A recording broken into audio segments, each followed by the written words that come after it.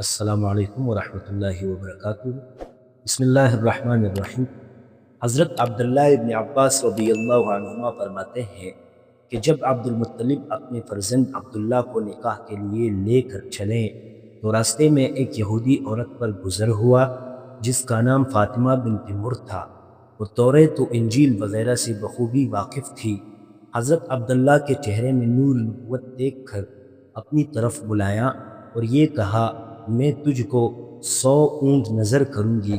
حضرت عبداللہ نے جواب میں چند اشعار پڑھے۔ دوستوں، اگر آپ کو یہ معلومات ایمان افروز لگ رہی ہیں تو اس ویڈیو کو لائک کر دیں اور صدقہ جاریہ کی نیت سے اس چینل کو سبسکرائب کر لیں تاکہ ایسی ہی اسلامی ویڈیوز آپ کو ہمیشہ ملتی رہیں۔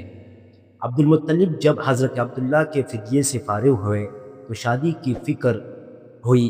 قبیلہ بنی زہرہ جو شرافت نسبی میں ممتاز تھا، اس میں وہب بن عبد مناف کی صاحبزادی جن کا نام آمنہ تھا اور اپنے چچا وہیب بن عبد مناف کی زیر تربیت تھی۔ ان سے حضرت عبداللہ کے نکاح کا پیام دیا اور خود وہیب حضرت آمنہ کے چچا کی صاحبزادی جن کا نام حالہ تھا، ان سے عبد المطلب نے خود اپنے نکاح کا پیام دیا۔ ایک ہی مجلس میں دونوں نکاح پڑھے گئے۔ حضرت حمزہ انہی کے بطن سے ہیں جو رشتے میں چچا بھی ہیں اور رضائی بھائی بھی۔ حضرت ابن عباس فرماتے ہیں کہ جب عبد المطلب اپنے فرزند عبداللہ کو نکاح کے لیے لے کر چلے تو رستے میں ایک یہودی عورت پر گزر ہوا جس کا نام فاطمہ بنت مر تھا اور تورات و انجیل وغیرہ سے بخوبی واقف تھی۔ حضرت عبداللہ کے چہرے میں نور نبوت دیکھ کر اپنی طرف بلایا اور یہ کہا، میں تجھ کو 100 اونٹ نظر کروں گی۔ حضرت عبداللہ نے جواب میں چند اشعار پڑھے کہ حرام کے ارتکاب سے موت آسان ہے اور ایسا فعل بالکل حلال نہیں جس کو معرض ظہور میں لا سکوں۔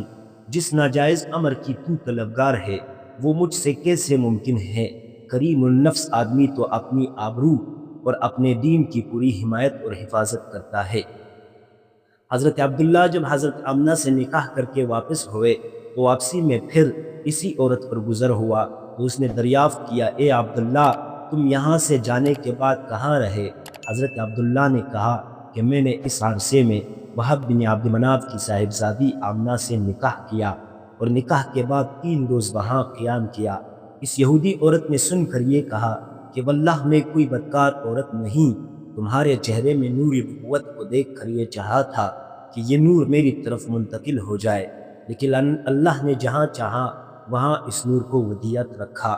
یہ روایت دلائل ابی نعیم میں 4 طریقوں سے اور طبقات ابن سعد میں 3 طریقوں سے مذکور ہے۔ مختلف طریقوں سے مروی ہونے کی وجہ سے حسن لغیرہ کے درجے تک پہنچ جاتی ہے۔ چھو جائے کہ جس روایت کے صرف بعض راوی ضعیف ہو اور روایت مختلف طریقوں سے مروی ہو، اس کے مقبول اور معتبر ہونے میں کیا تردد ہو سکتا ہے؟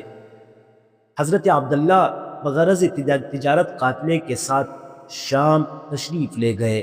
راستے میں بیماری کی وجہ سے مدینہ منورہ ٹھہر گئے۔ قافلہ جب واپس مکہ پہنچا تو عبد المطلب نے دریافت کیا کہ عبداللہ کہاں رہ گئے؟ قافلہ والوں نے کہا، بیماری کی وجہ سے اپنی نانحال بنی نجار میں مدینہ ٹھہر گئے۔ عبد المطلب نے فوراً ہی اپنے بڑے فرزند حارث کو مدینہ روانہ کیا۔ مدینہ پہنچ کر معلوم ہوا کہ حضرت عبداللہ کا انتقال ہو چکا۔ 1 ماہ بیمار رہے اور انتقال کے بعد مدینہ منورہ ہی میں نابغہ کے مکان میں مدفون ہوئے۔ حارث نے واپس ہو کر عبد المطلب اور خویش و اقارب کو اس حادثے فاجعے کی اطلاع دی، جس سے سب کو سخت صدمہ اور ملال ہوا۔ قیس ابن مخرمہ سے مروی ہے کہ نبی اکرم صلی اللہ علیہ وسلم ہنوز بطن مادر ہی میں تھے کہ عبداللہ کا انتقال ہو گیا، اور وفات کے وقت حضرت عبداللہ کی عمر علی اختلاف الاقوال 30 یا 25 یا 28 یا 18 سال کی تھی۔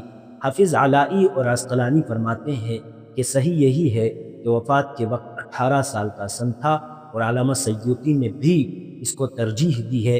انتقال کے بعد عبداللہ نے 5 اونٹ اور چند بکریاں اور ایک باندی جس کی کنیت ام ایمن اور نام برکت تھا، یہ چیزیں ترکے میں چھوڑ